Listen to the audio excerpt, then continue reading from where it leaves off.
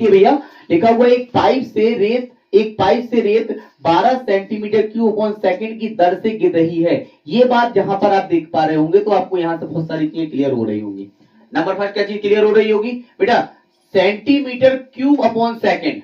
Centimetre cube, अगर किसी चीज में क्यूब लगा हुआ है इसका मतलब क्या हुआ कि वो क्या होगा, आयतन। कंफर्म हो गया। तो और नीचे क्या लगा, सेकंड। तो इधर से एक बहुत अच्छी चीज हमें समझ में आई कि डीवी ओवर डीटी हमें दिया रखा 12 सेंटीमीटर क्यूब अपॉन सेकंड। बहुत सिंपल सा लॉजिक है। क्यूब है तो वॉल्यूम आया, अगर यहां लिखा होता सेंटीमीटर स्क्वायर अपॉन सेकंड तो एरिया होता। क्यूब है इसलिए आयतन है, तो 12 सेंटीमीटर क्यूब अपॉन सेकंड की दर से गिर रही है। ठीक है, इतनी बात आ गई समझ। नीचे क्या बना रही, नीचे बना रही बेटा एक शंकु। जब हम लोग किसी रेत को हम हाथ से गिराए ना तो जमीन पर कैसा ढेर सा बनेगा, है ना। तो इस प्रकार का ढेर सा बन गया। क्या बन गया, एक शंकु बन गया। ऐसा ढेर बन गया रेत का ऐसा एक ढेर बन गया। फिर वो क्या कह रहा, ये बन गया ढेर। कह रहा है कि इसकी ऊंचाई, जो इसकी ऊंचाई है वो सदैव आधार की त्रिज्या का छठा भाग है। छठा भाग मतलब 1/6। तो ऊंचाई, हाइट जो है वो आधार की त्रिज्या का 1/6 है। मान लिया इसकी त्रिज्या हो गई r, ऊंचाई हो गई h। तो h में और r में रिलेशन क्या बताया उसने कहा कि ऊंचाई त्रिज्या का छठा भाग है, 1/6 part of radius. 1/6 part of radius आ गया। कह रहा है कि रेत की बने शंकु की ऊंचाई किस दर से बढ़ रही है बेटा, ऊंचाई, हाइट किस रेट से बढ़ रही है। क्या निकालना है, हमें निकालना है dh ओवर dt हमें निकालना है।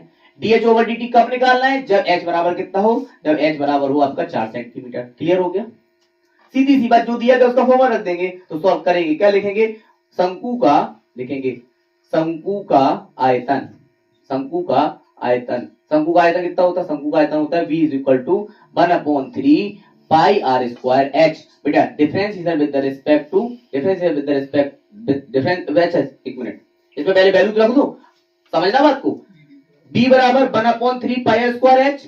अब यहां पर दो चीजें वेरिएबल है ना, एक r और एक h। हमें चाहिए क्या है, h। तो इसका मतलब r को हटाओ तो बेटा r बराबर क्या हो जाएगा, यहां पर यहां देखो, बताओ जरा।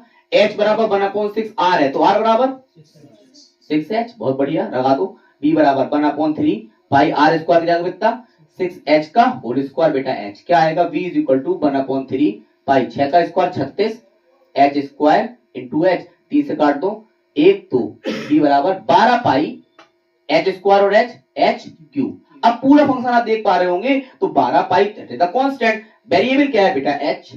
वेरिएबल h है। सर h को ही क्यों रहने दिया, r को क्यों हटाया, क्योंकि dh ओवर dt चाहिए था। अगर dr ओवर dt चाहिए होता तो h हटा के r लेके आते। क्वेश्चन कुछ भी बन सकता है ना। तो b बराबर 12 पाई h क्यूब, उठा के डिफरेंशिएशन कर देंगे। लिखा बेटा हमने v इज इक्वल टू क्या लिखा, 12 पाई h क्यूब। कितना लिखा, 12 पाई h क्यूब। बेटा differentiation with the respect to t, तो क्या आएगा dv ओवर dt। इधर पे आ जाएगा 12 पाई, कांस्टेंट उठ के बाहर आएगा। h क्यूब का कितना होगा बेटा, 3h square dh over dt। dv over dt की वैल्यू में दी रखी कितनी है, 12, बराबर में 12 पाई, इधर पे लगा 3h स्क्वायर, मल्टीप्लाई नहीं करा हमने जानबूझकर, कट जाएगा ना, dh ओवर dt। बेटा 12 से 12 कट गया, कितना बचा, 1 बराबर कितना, 3 पाई h square dh over dt। बेटा ये पूरा मल्टीप्लाई में कहा जाएगा, डिवाइड में, क्या बचेगा, dh ओवर dt बराबर क्या, ये पूर्ण में भी तो 1/3 पाई h स्क्वायर। आ गया हमारा आंसर आ गया। लेकिन h बराबर कितना रखना, 4। क्या रखी, इफ यदि h इज इक्वल टू कितना हो, 4। बेटा h की जगह पे 4 रख दो, तो dh ओवर dt लिखने का तरीका, dh over dt h is equal to 4।